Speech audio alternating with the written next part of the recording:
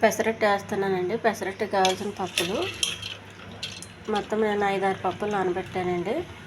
పెసలు,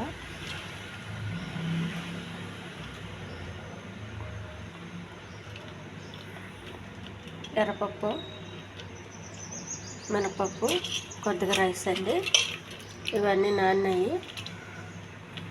కొద్దిగా శనగపప్పు ఇవన్నీ శుభ్రం కడిగి పెట్టుకున్నాను. మిక్సీ జార్లో వేసి కొంచెం మెత్తగా చేసుకోవాలి.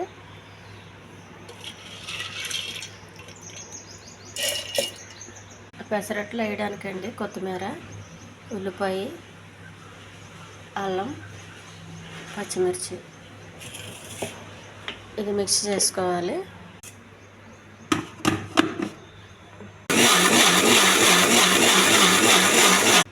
ఈ పెసరపిండి మొత్తం ఒక గిన్నెలో వేసుకోవాలండి. పిండి అండి, పెనానికి కొద్దిగా నూనె రాయాలి.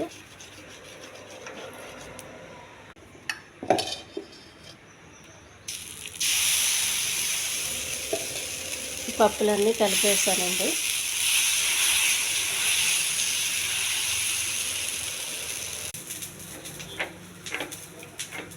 జీలకర్ర, పచ్చిమిర్చి ఇవన్నీ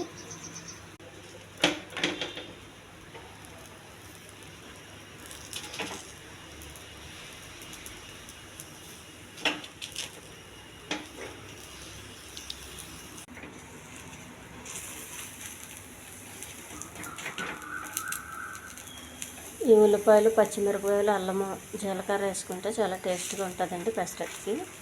ఇది ప్లెయిన్గా తింటే అంత బాగోదు, కొంచెం ఉండాలి కొద్దిగా.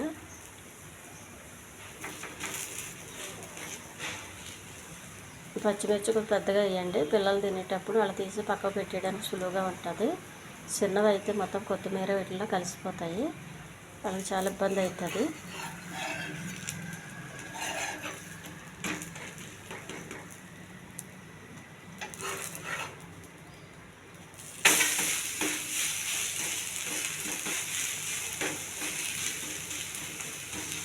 కొంచెం ఇలా మనం ఇలా వస్తున్నప్పుడు బాగా కాలుతాయండి ఉల్లిపాయలకి.